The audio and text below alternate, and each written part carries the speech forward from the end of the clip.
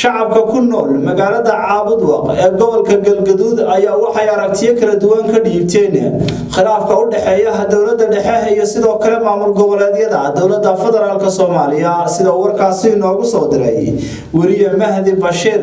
marba marka ka dambaysa waxa kor u sii kacaya khilaafka u dhaxeeya madaxda sare ee Galmudug ayadoona oo hadda gaaray halkii ugu sareysay shacabka degmada Caabudwaaq ee xarunta tacliinta Galmudug ayaa walaac aad u weyn ka muujiyay xaaladda siyaasadeed ee Galmudug oo godka sii galaysa maran saakayto mikrofoonka la dhex maray qaar kamid ah shacab weynaha degmada Caabudwaaq ayay si kala duwan uga hadleen khilaafka xoogaystay ee ka dhex jira maamulka Galmudug ayagoona ku tilmaamay inuu yahay mid sharaftii iyo sumcaddii bulshada Galmudug ay lahayd meel ooga dhacaya waxayna dhanka kaleeto baaq u direen dawladda dhexe ee federaalka ee Soomaaliya inay arrintaani si degdeg ah wax uga qabato waana kuwana qaar kamid ah bulshada oo dareenkooda nala wadaagay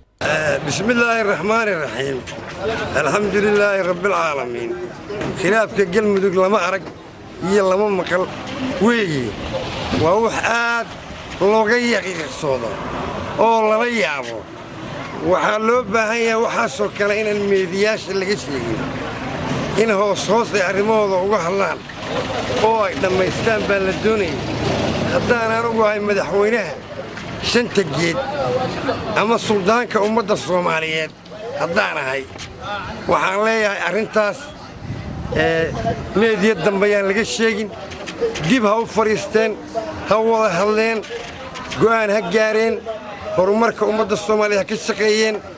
وحيابها لقى عبتا الثمانية يعني هالشوتين أما قولة على هذا النقدين أما قولة بسبرة النقدين واحد سكدوا أمة الصومالية لما كالسقينية أي لو باهي خلاف الدولة لما ربوا خلاف جدار لما ربوا ما أنت أنا والشعب باناي الدولة ما هو باناي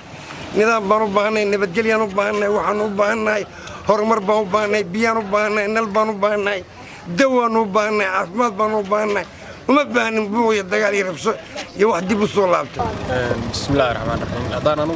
كل أركتي كل يكتب خلاف كونه حيني مامل كقلمدق وحنا واحد ودع كوي هرمركي هيكسي bulshada Galmudug ay lahaayeen iyo rajada ay ku qabeen maamulka kulay waxyaalaha hadda socdana markaan anigu aan fiiriyay aragtidayda waxay ila muuqataa waxyaalo ay sabab u yihiin xaaf iyo qolada la joogta Dhuusamareeb sababta waxa weeye Galmudug waxay ku dhisan tahay awood qaybsigaasna haddii aan heshiis lagu ahayn Galmudug ma dhismayso Cabdullaahi Qaasin ku nool Caabudwaaq maamul goboleedka Galmudug madaxda Galmudug waxaan ka rabnay horumar iyo barwaaqo waa maamulka kaliya oo ilaa 5 jeer xilalka kala qaatay waxaasna lama rabo waxaan leenahay madaxweyne ku xigeenka haddii la ku baarlamaanka nin walba shaqadiisa ha qabsado ha la isku yimaado horumar ha loo soo jeesto danta gaarka meel ha la iska dhigo danta guud ha loo tafaxayto baarlamaankana meeshii lagu heshiiyay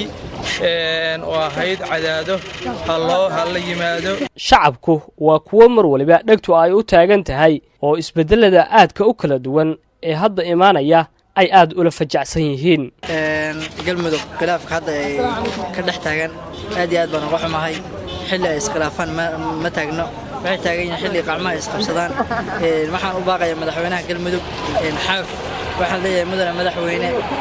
adigoo raaliya golaha baarlamaanka isku keen wada fariisi wada hadalsi waxaan ka codsanaynaa oo kale inaan khilaafka naga deysin nabad baa anagu diyaar u nahay waxaan nahay shacabka u shaqeynaysan nahay waxaan nahay golaha baarlamaanka inaan isku keen meesha lagu talagalay tagaysid la wada hadashido wada hogaamisid baan leenahay in qof qolo meel ay aado diyaar uma nihin waxaan oran karnaa khilaafkan marka qulaaf maaragtay bulshada ku haboon ma ahan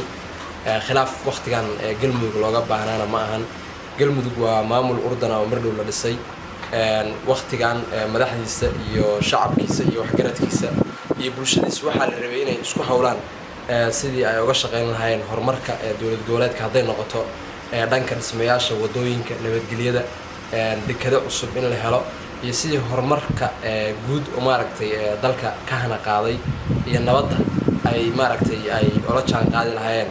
Galmudug waxa ay jirsatay 3 sano iyo wiliba bilo ilaa iyo xilligii la asaasay ilaa iyo waqtigan maanta la joogo galmudug waxa ay ku dhex jidhay khilaaf iyo weliba iska horimaad u noqday mid mar waliba iska caadiya laakiin su'aasha isweydiinta mudan waxa ay tahay waxa ay dawladda federaalka ah ee Soomaaliya ay dhagaha uga furaysatay dhibaatada iyo cabashooyin shacabka reer galmudug loogana fadhiyay inay arrintaani xal waara ka keento ومهد بشير عثمان مهد الكعسي تلفزيون عالمي Soomaali News degmada Caabud Waaq